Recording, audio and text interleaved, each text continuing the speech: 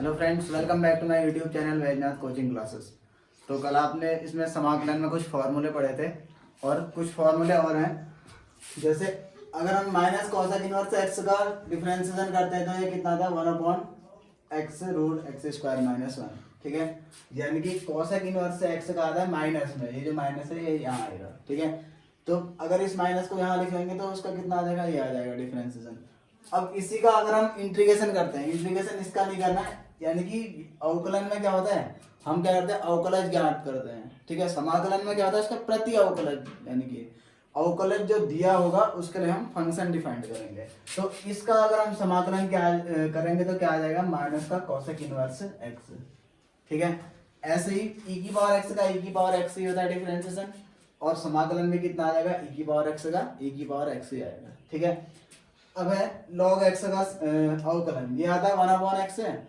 और अगर हम 1/x का अगर डिफरेंस इंटीग्रेशन करते हैं तो कितना आ जाता है, ये आ जाएगा log x। ठीक है, ऐसे ही ये है क्या, a की पावर x, किसका डिफरेंशिएशन करके आ रहा है, a की पावर x अपॉन पे log a।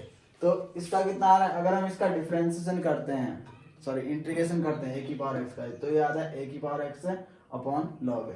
यानी कि ये जो फॉर्मूला है ये इस टाइप से भी डिफाइन कर सकते हैं। देखो, अगर हम a की पावर x का क्या करते हैं, डिफरेंशिएशन करते हैं। ठीक है, तो a की पावर x का डिफरेंशिएशन कितना आता है, फिर ये a की पावर x log a आता है कि नहीं आता है। अब इसी चीज को यहाँ अपॉन पे लिख रखा है ना। तो इसका अगर हम क्या करेंगे, इसका अगर हम क्या करते हैं, डिफरेंस सॉरी इंटीग्रेशन करते हैं, तो इंटीग्रेशन में कितना आ जाएगा, a की पावर x ही आएगा, है ना, क्योंकि इसका तो इंटीग्रेशन होगा नहीं। ठीक है, या फिर ये समझ लें कांस्टेंट फंक्शन है, तब हमने क्या कर लिया, इसको कहाँ लेंगे, इस साइड लेंगे, इसके अपॉन में मान लिया। तो टोटल का जो क्या आया, इंटीग्रेशन आया a की पावर x का, यह आया a की power x upon log a। आई बात समझ में। तो इस प्रकार से कुछ फॉर्मूले हैं, इनको हमने डिफाइन कर रखा है। तो इन्हीं के थ्रू हम क्या करेंगे, क्वेश्चन को सॉल्व करेंगे।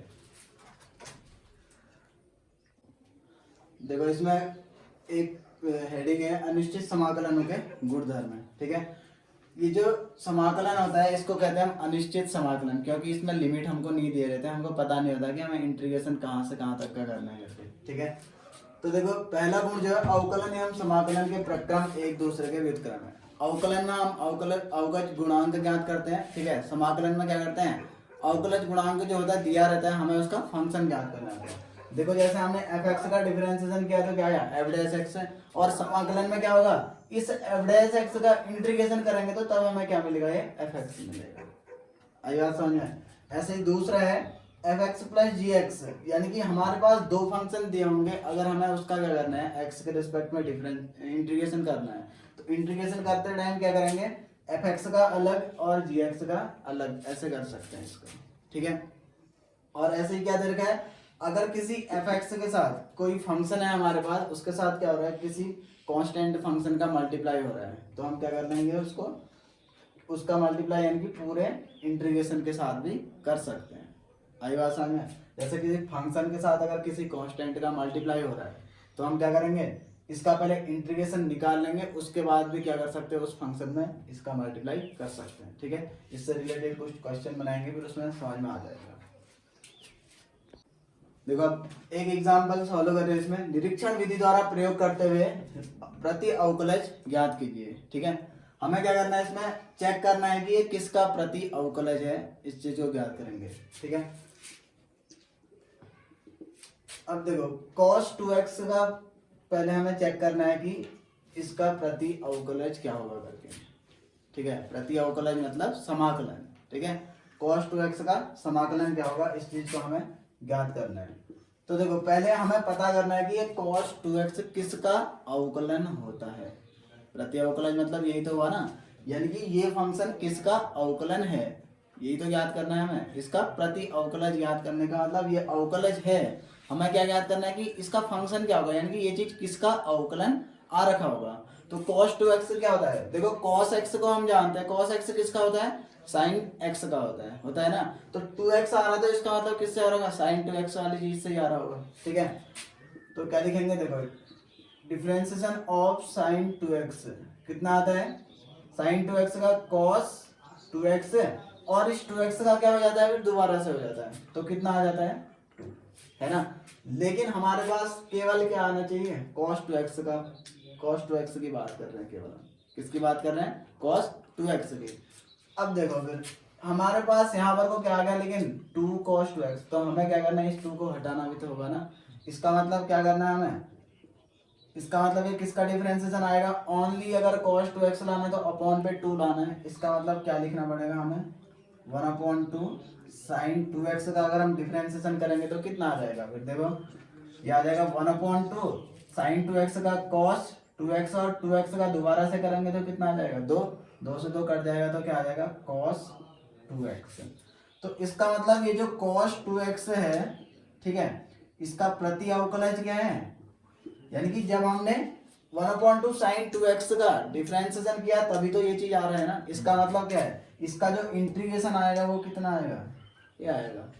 आई बात समझ में, क्योंकि इसी चीज का डिफरेंशिएशन तो ये आ रहा है ना। प्रति अवकलज में क्या ज्ञात करते हैं कि ये जो ये जो फंक्शन है, ये जो प्रति अवकलज है, सॉरी अवकलज है, ये किसका, यानी कि इसका प्रति अवकलज क्या है, उसी चीज को तो ज्ञात करना है। ये जो हमको फंक्शन दे रखा है, ये जो अवकलज दे रखा है, हमें क्या ज्ञात करना होता है, ये किस फंक्शन का अवकलज है, तो ये इस फंक्शन का अवकलज है। तो इसको हम क्या लिख सकते हैं फिर, cos 2x का जो प्रति अवकलज होगा वो क्या आ रहा है, 1/2 sin 2x, ऐसा लिख सकते हैं ना।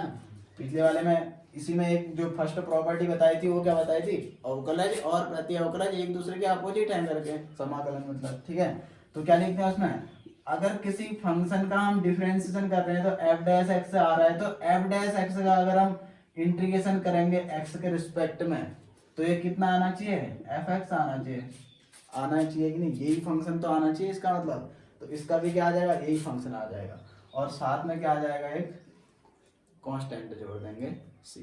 आई बात समझ में, क्योंकि अगर c को जोड़ दोगे तो जैसे प्लस c लिखोगे, अभी तो इसमें जोड़ने की जरूरत नहीं है क्योंकि हमें निरीक्षण करना है खाली, तो प्लस c भी लिखोगे तो उससे कोई इफेक्ट थोड़ा ना पड़ेगा ना, कांस्टेंट का कितना आ जाएगा, 0 आ जाएगा, ठीक है। तो ये इसका आंसर आ जाएगा। अगला क्वेश्चन है इसका 3x² + 4x³। तो अब हमें क्या करना है, इसका प्रति अवकलज खोजना है। प्रति अवकलज खोजने का मतलब हमें देखना है कि ये किस फंक्शन का डिफरेंशिएशन है करके, ठीक है।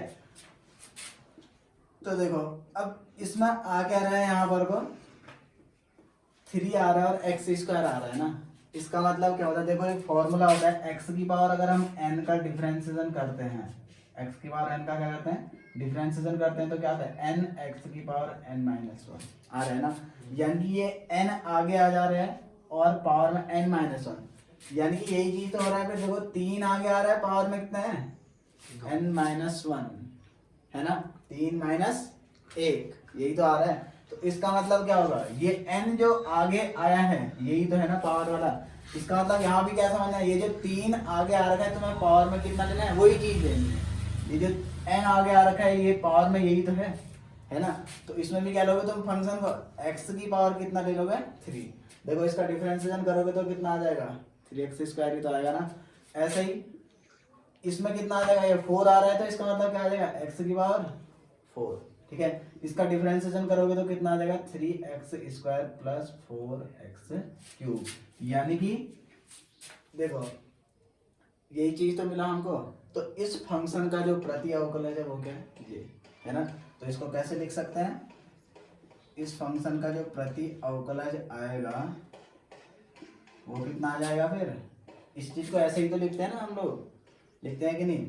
जैसे कल बताया था d/dx, अगर कोई फंक्शन है उसका डिफरेंशिएशन f डैश x आ रहा है तो हम क्या लिखते हैं इसको इंटीग्रेशन फॉर्म में, f डैश x dx = कितना लिख देते हैं, f(x), ये वाला फंक्शन ऐसे ही तो लिखते हैं। तो ये क्या आ जाएगा फिर, x³ + x की पावर 4। ये देखो ये तो क्या है, जब हम निरीक्षण करते हुए चल रहे हैं, नहीं तो इंटीग्रेशन करना होता तो हम डायरेक्टली इंटीग्रेशन कर देते इसका, ठीक है। अभी केवल निरीक्षण के तौर पे कि ये किस चीज का है करके वो निरीक्षण करते हुए ला रहे हैं यहाँ पे, ठीक है। तीसरा क्वेश्चन है 1/x, इसका हमें क्या निकालना है, प्रति अवकलज ज्ञात करना है। तो हमें ज्ञात करना है कि किस फंक्शन का अवकलन है। तो किसका अवकलन होता है 1/x, ये होता है log x का होता है ना। तो इसका मतलब क्या है फिर, अगर हम log x का डिफरेंशिएशन करेंगे तो ये कितना आता है 1/x।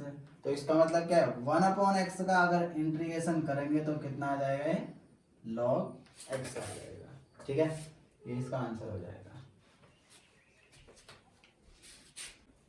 देखो एग्जाम्पल 2 है x³ - 1/x²। इसका हमें डायरेक्टली समाकलन निकालना है। प्रति अवकलन कैसे निकालना है, मतलब डायरेक्टली निकालना है। पहले तो हमने निरीक्षण किया था कि ये किसका आ रहा है करके, अब इसमें डायरेक्टली हम क्या करेंगे, फॉर्मूला अप्लाई करेंगे। ठीक है, तो देखो इसको हम क्या लिख सकते हैं, x³ - 1/x²,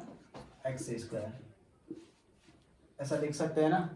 ठीक है, यानी कि इसके अपॉन में भी इसको अलग और इसके अपॉन में भी इसको अलग, ऐसा कर सकते हैं। ठीक है, एग्जाम्पल के तौर पे 1/2 3/2 है, इसको अगर जोड़ोगे तो क्या आ जाता है, हर समान है तो हम हर को लिखेंगे ऐसे, और क्या करते हैं इसको अंश को सीधे सीधे जोड़ देते हैं, चाहे एलसीएम मेथड से बनाओ इसको। ठीक है, आंसर इतना ही आएगा। तो एक 4/2 आ जाएगा। अब देखो इसका मतलब क्या है, इस 1 के भी अपॉन में 2 है और इस 3 के भी अपॉन में 2 है, इसका अगर रिवर्स से जाए तो ऐसे ही इसमें भी हमने क्या किया, इसके भी अपॉन में इसको लिख लिया -1/x² लिख लिया। अब इसमें गुणधर्म आता है। ठीक है, दूसरा गुणधर्म में बताया था क्या, अगर दो अलग अलग फंक्शन का हम इंटीग्रेशन कर रहे हैं एक्स के रिस्पेक्ट में तो क्या हो जाता है, इसका इंटीग्रेशन अलग और इसका इंटीग्रेशन अलग, ऐसा हम कर सकते हैं। ठीक है, तो क्या आ जाएगा, x³ है x² है, इससे इसकी दो पावर कट जाएंगी तो बचेगा कितना x, और इसका इंटीग्रेशन करेंगे x के रिस्पेक्ट में, और माइनस, अब देखो ये कितना आ जाएगा 1/x² है। ठीक है, अब 1/x होता तो हम डायरेक्टली क्या लिख देते हैं, 1/x किसका डिफरेंशिएशन होता है, log x का होता है ना। तो log x का होता है तो 1/x का इंटीग्रेशन क्या आ जाएगा, log x आ जाएगा, क्योंकि 1/x किसका डिफरेंशिएशन होता है, log x का ना। तो log x का अगर डिफरेंशिएशन है तो इसका मतलब log x से 1/x का इंटीग्रेशन होगा, यही तो कहेंगे।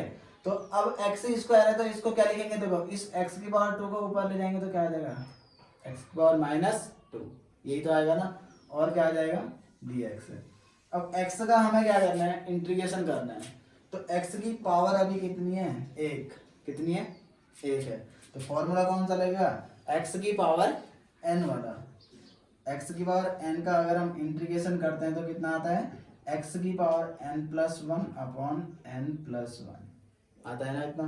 तो इस चीज को अप्लाई करेंगे इसमें तो कितना आ जाएगा, ये x की पावर 1+1/1+1, n के बदले 1 है। ठीक है, माइनस इसमें कितना आ जाएगा, x की पावर -2, फिर +1 अपॉन पे कितना आ जाएगा, -2 + 1।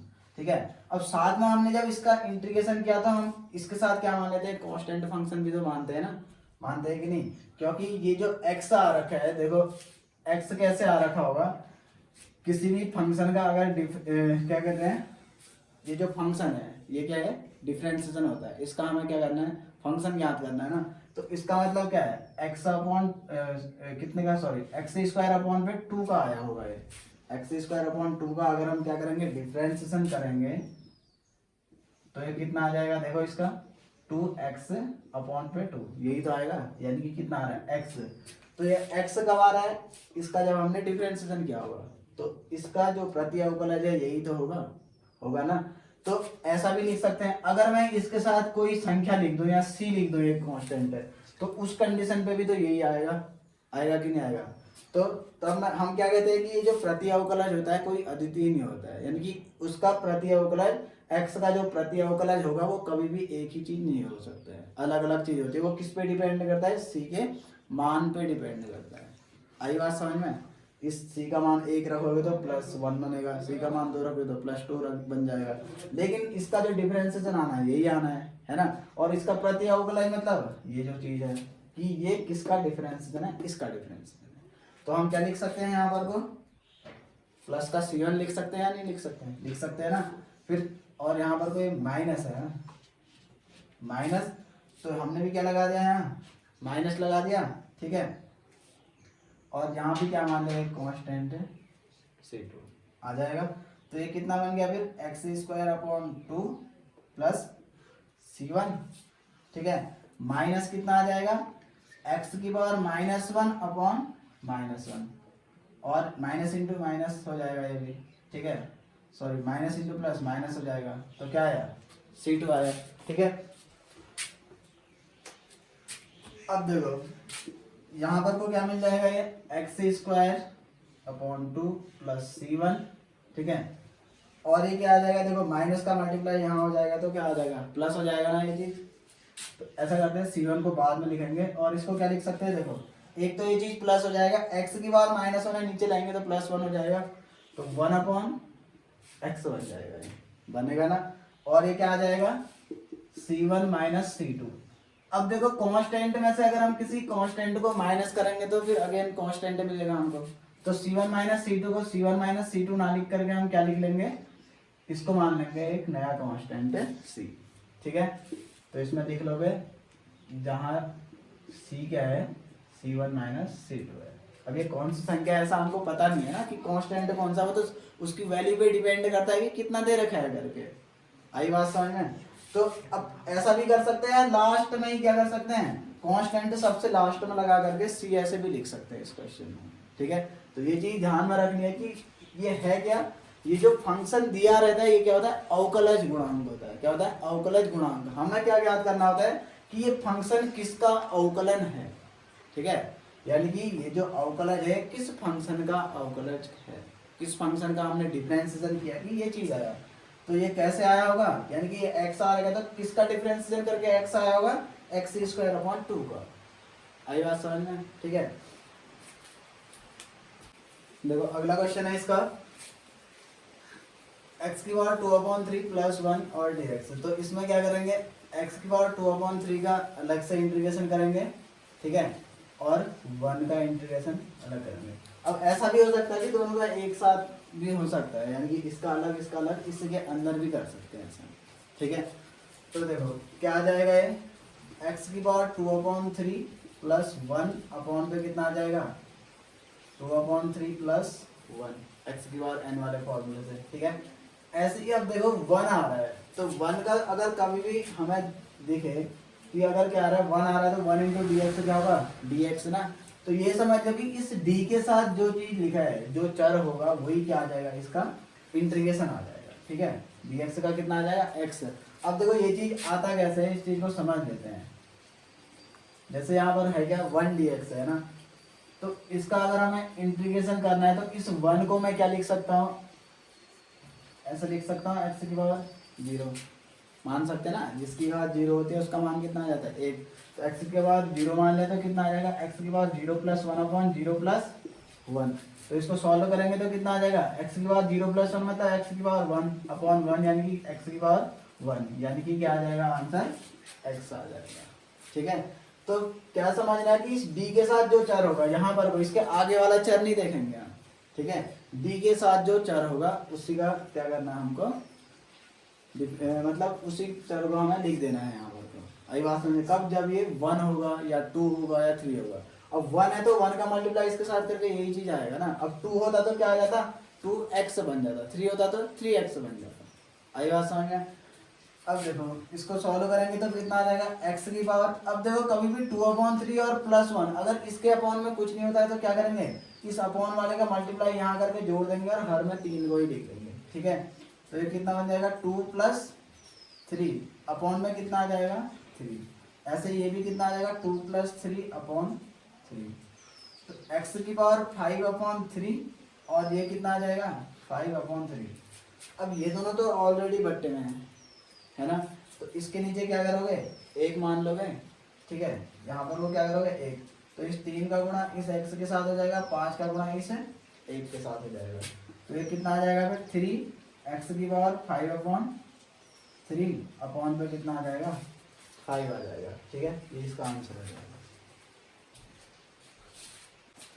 और साथ में यहाँ पर तो x भी है, इसमें इसको भी लिख लेना, और प्लस क्या आ जाएगा, एक कांस्टेंट आ जाएगा c। देखो अगला क्वेश्चन है x⁴ 3/2 + 2e⁻x - 1/x। तो इसका अगर हम इसमें अलग अलग इंटीग्रेशन साइन लगा के भी कर सकते हैं या फिर इसका डायरेक्टली कर सकते हैं।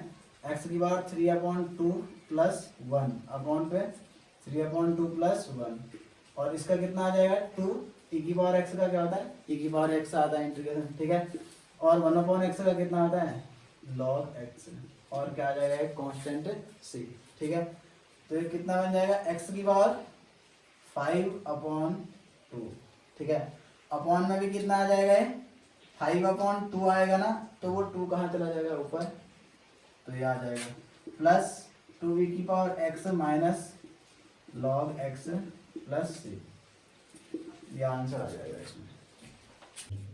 तीसरा एग्जाम्पल है इसमें sin x plus cos x, इसका इंटीग्रेशन करना है। तो देखो sin x का जो इंटीग्रेशन होता है वो कितना आ जाएगा, cos x नहीं आता है, ये आता है माइनस का cos x, ठीक है। क्योंकि cos x का माइनस sin x आता है ना, तो माइनस cos x का जो डिफरेंशिएशन होता है वो sin x होता है, ठीक है।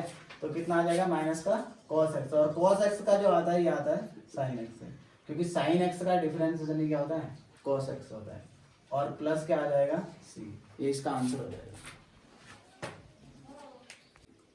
इसी का सेकंड क्वेश्चन है cosec x into cosec x plus cot x। तो इसमें क्या करेंगे, पहले cosec x का इसके साथ मल्टीप्लाई करेंगे तो क्या आ जाएगा cosec स्क्वायर x, ठीक है। और cosec x का cot x के साथ मल्टीप्लाई करेंगे, cosec x cot x। अब देखो cosec स्क्वायर x का हमें क्या निकालना है समाकलन, तो चेक करना होगा कि cosec स्क्वायर x किसका होता है करके। अगर माइनस cosec स्क्वायर x होता है तो इसका मतलब क्या है, माइनस cosec स्क्वायर x किसका डिफरेंशिएशन आता है cot x का आता है ना, तो इसका मतलब यहाँ माइनस नहीं है, तो इसका मतलब क्या है, इसका जो इंटीग्रेशन आएगा वो क्या आएगा माइनस का cot x, ठीक है। और cosec x cot x ये किसका होता है, देखो cosec x cot x, ये जो डिफरेंशिएशन होता है ये होता है cosec x का, ठीक है। अब माइनस होता है तो तब होता है cosec x का, अब क्या है प्लस में ना, इसका मतलब क्या आ जाएगा यहाँ पर को माइनस का cosec x, यानी कि इसका जो इंटीग्रेशन होता है ये क्या आता है माइनस का cosec x, ठीक है। और प्लस क्या आ जाएगा c आ जाएगा, ठीक है। अब इस क्वेश्चन में देखते हैं, देखो इसमें क्या करेंगे 1/cos स्क्वायर x को अलग लेंगे और माइनस का sin x upon cos square x को कैसे लिख लेंगे, देखो इसके लिए cos x को यहाँ पर को अलग लिखा और इंटू 1/cos x को इसके लिए अलग लिख लिया, ऐसा कर सकते हैं, ठीक है। अब ये क्या आ जाएगा 1/cos स्क्वायर x, तो क्या होता है sec स्क्वायर x और dx भी लिख लेंगे साथ में, माइनस का sin x upon cos x क्या होता है tan x, और 1/cos x क्या होता है sec x, ठीक है। अब देखो sec स्क्वायर x का जो इंटीग्रेशन होता है ये होता है tan x, क्योंकि tan x का ही तो डिफरेंशिएशन sec स्क्वायर x आता है ना, यही समझना है कि ये किसका डिफरेंशिएशन आता है, बस हो गया, वही चीज लिख देंगे हमको। ऐसे ही minus sec x tan x, sec x tan x किसका आता है, ये आता है sec x का, ठीक है। sec x का डिफरेंशिएशन ये चीज होता है ना, तो sec x आ जाएगा इसके बदले, और प्लस में कितना आ जाएगा c, ये आंसर हो जाएगा। इस प्रकार से हम क्या कर सकते हैं, इन क्वेश्चन को सॉल्व कर सकते हैं। अब देखो अब हमें क्या करना है, इस फंक्शन द्वारा ये जो है द्वारा परिभाषित फलन f दे रखे हैं, ठीक है। f(x) बराबर 4x³ माइनस 6 द्वारा परिभाषित फलन f है एक, ठीक है। इसका प्रति अवकलज कैपिटल F हमको ज्ञात करना है, यानी कि इसका हमें इंटीग्रेशन ज्ञात करना है, फिर उसके बाद क्या करना है, जहां हमको f0 बराबर 3 दे रखा है, ठीक है। यानी कि जो इंटीग्रेशन आएगा उसको हम क्या लिखेंगे कैपिटल F मानेंगे उस फंक्शन को, ठीक है। तो देखो इसका इंटीग्रेशन निकालते हैं, इसका इंटीग्रेशन क्या आ जाएगा 4x³ का अलग करेंगे x के रिस्पेक्ट में, ठीक है, और -6 का अलग से करेंगे। तो देखो 4 का तो होगा नहीं है ना, होगा किसका, इसके साथ जो चर होता है कांस्टेंट का नहीं करेंगे, आई बात समझ में। जैसे 1 dx था तो इसका मतलब किसका कर रहे थे, 1 तो बाहर ही है ना, उसमें क्या कर रहे थे हम x की पावर 0 मान रहे थे, ऐसे ही इसमें 4 × x की पावर 0 मान सकते हैं। अब अभी x³ है ही तो फिर उसमें नहीं मानेंगे, ठीक है। तो x³ का कितना आ जाएगा, कभी भी हम इंटीग्रेशन करना है तो अब हर बार उसमें फॉर्मूला ही अप्लाई नहीं करेंगे, तो डायरेक्टली करने का भी इसमें शॉर्ट ट्रिक है, ठीक है। होगा फॉर्मूले से ही वही चीज, तो जितनी पावर यहाँ है उस पावर में एक बढ़ा दो और नीचे भी एक बढ़ा देंगे, बस इतना सा करना है, ठीक है। जो फंक्शन दे रखा है जैसे x है तो इसका x की पावर n टाइप से अगर करना है तो क्या करना है, अब 3 + 1 इतना लॉन्ग नहीं करना है, सीधे सीधे एक पावर ऊपर भी बढ़ा देंगे इसमें और हर में भी, आई बात समझ में? ऐसे ही -6 और dx का कितना होता है कहा था मैंने, x। तो 4 से 4 कैंसिल हो गया, तो बचा कितना, और एक कांस्टेंट आ जाएगा हमारे को c प्लस c, ठीक है। और इसी फंक्शन को हम क्या कहेंगे, f(x) कहेंगे। यही तो ज्ञात करना है ना, f ज्ञात करो। तो अब क्या दे रखा है हमको इसमें, f0, ये जो इसमें है x के बदले कितना रखना है हमको, 0 रखना है। तो उस कंडीशन पे कितना आ रहा है, 3 आ रहा है। कितना आ रहा है, 3। पहले हम क्या करेंगे, f0 निकालेंगे, ठीक है। तो f0 निकालेंगे तो क्या आ जाएगा फिर, 0 की पावर 4 - 6 0 प्लस c, और f0 का मान कितना है, 3। तो ये कितना आ जाएगा, c = 3, ठीक है। तो इसलिए अब हमें क्या करना है, प्रति अवकलज क्या आ जाएगा हमारे पास, f(x) बराबर x की पावर 4 - 6x और प्लस इस c का मान कितना है, 3। तो देखो अगर तुम इसका क्या करोगे, इंटीग्रेशन ज्ञात, सॉरी डिफरेंशिएशन ज्ञात करोगे, क्या करोगे, इसका अगर डिफरेंशिएशन निकालेंगे तो डिफरेंशिएशन यही तो आएगा ना, आएगा कि नहीं। यानी कि इसका इंटीग्रेशन ये भी आ सकता है, अगर इसके बदले 4 होता तो फिर 4 भी आ सकता था, है ना। तो वो किसके मान पे डिपेंड करता है, सी की वैल्यू पे डिपेंड करता है। प्रति अवकलज हमेशा एक चीज नहीं आता, देखो 3 भी आ रहे हैं, अगर क्या करेंगे, सी के बदले 4 लिखेंगे तो 4 भी तो आ सकता है, लेकिन डिफरेंशिएशन वही आएगा, लेकिन प्रति अवकलज हमेशा सेम नहीं आता, ठीक है। अगर आप लोगों को ये वीडियो पसंद आई हो तो वीडियो को लाइक करें, कमेंट करें और शेयर करें, साथ ही साथ चैनल को सब्सक्राइब करें।